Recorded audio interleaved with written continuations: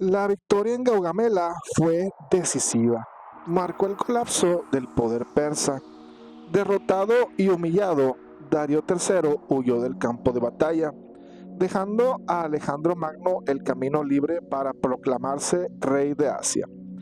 Tras la batalla, Alejandro no se detuvo, emprendió una implacable persecución para capturar a Darío. Durante semanas recorrió cientos de kilómetros, cruzando desiertos y montañas. Pero antes de poder capturarlo, Darío fue traicionado por sus propios generales y asesinado. Cuando Alejandro encontró su cadáver, lo cubrió con su manto púrpura y ordenó funerales reales. Fue un gesto solemne de respeto hacia un enemigo que, a pesar de todo, consideraba digno. Con Darío muerto, Alejandro se proclamó legítimo sucesor del trono persa y marchó hacia Persépolis, la majestuosa capital del imperio. Allí encontró un tesoro monumental, más de 180,000 talentos de oro y plata. En ese momento no solo era el conquistador más temido del mundo, también era el más rico. Pero Alejandro no se conformaba. 5 años después de conquistar Persia, todavía anhelaba más.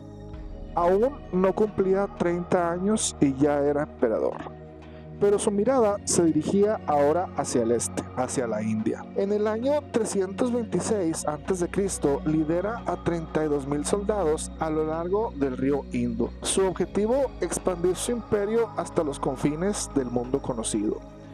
Pero para lograrlo debía superar dos grandes desafíos naturales, el río Indo y el Hidaspes. Alejandro, siempre previsor, ya había enviado constructores de barcos años antes. Así, cuando llegó el momento, sus hombres estaban listos para cruzar.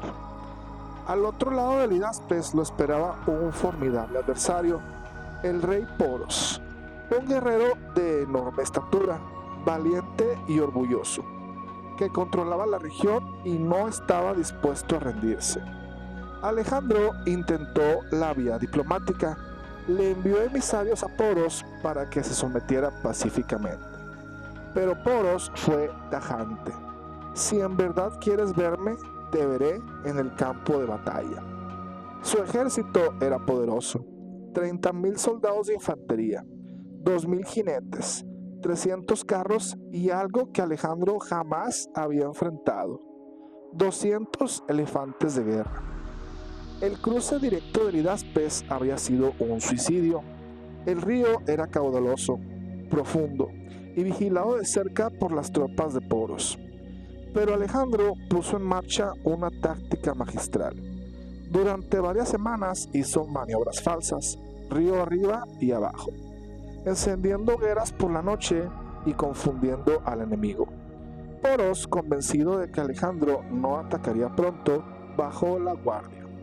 Entonces, en plena noche, bajo la lluvia y una feroz tormenta, Alejandro marchó con 20,000 soldados río arriba y cruzó las aguas en silencio. Fue un cruce difícil, con corrientes traicioneras y terreno desconocido. Algunos soldados nadaron, otros usaron pieles infladas como flotadores, pero lo lograron. Poros se enteró demasiado tarde. Pensando que era solo una pequeña avanzadilla, envió una parte de su ejército a interceptarlos. Fue un grave error. Alejandro lo destruyó rápidamente y se preparó para la batalla definitiva.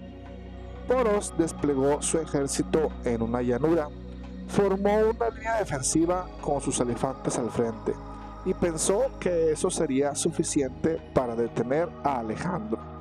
Pero el macedonio volvió a sorprender. En vez de atacar de frente, envió caballería ligera para hostigar y confundir a los indios. Cuando Poros movió su flanco izquierdo para responder, Alejandro giró su caballería y atacó el flanco derecho, completamente desprotegido. Mientras tanto, más refuerzos macedonios cruzaban el río y se unían a la batalla. La lucha fue brutal. Los elefantes, aterrorizados por las lanzas y flechas, comenzaron a enloquecer. Algunos aplastaron a sus propios soldados, Los griegos apuntaban a sus ojos para descontrolarlos. El campo se convirtió en un infierno de barro, sangre y caos. Alejandro envolvió completamente al ejército enemigo. En cuestión de horas, la victoria fue total. Poros, malherido, no se rindió fácilmente. Su valor impresionó a Alejandro. Cuando por fin lo tuvo frente a frente, le preguntó cómo deseaba ser tratado. Poros respondió con dignidad, como a un rey. Alejandro, conmovido, lo perdonó. No solo respetó su vida, sino que le permitió seguir gobernando su territorio como aliado del imperio macedonio. En la vida, como en la guerra, las oportunidades no siempre llegan por sí solas. A veces hay que crearlas desde cero. Incluso cuando todo parece estar en contra, Alejandro Magno no esperó a que el río se calmara, ni a que su enemigo cometiera un error. En medio de una tormenta, con el terreno en su contra y la incertidumbre por delante, él actuó. Tomó decisiones, arriesgó y avanzó. Ese es el verdadero mensaje de esta batalla. No importa si el río es profundo, si la noche es oscura o si el enemigo parece invencible. Si tienes una visión clara, una estrategia firme y el valor para actuar, puedes convertir el caos en una ventaja. La historia no premia a los que esperan, premia a quienes se atreven a moverse cuando otros dudan, a crear su oportunidad cuando todo parece cerrado, porque al final las grandes conquistas en la guerra y en la vida son para quienes no solo sueñan con avanzar, sino que se atreven a cruzar el río.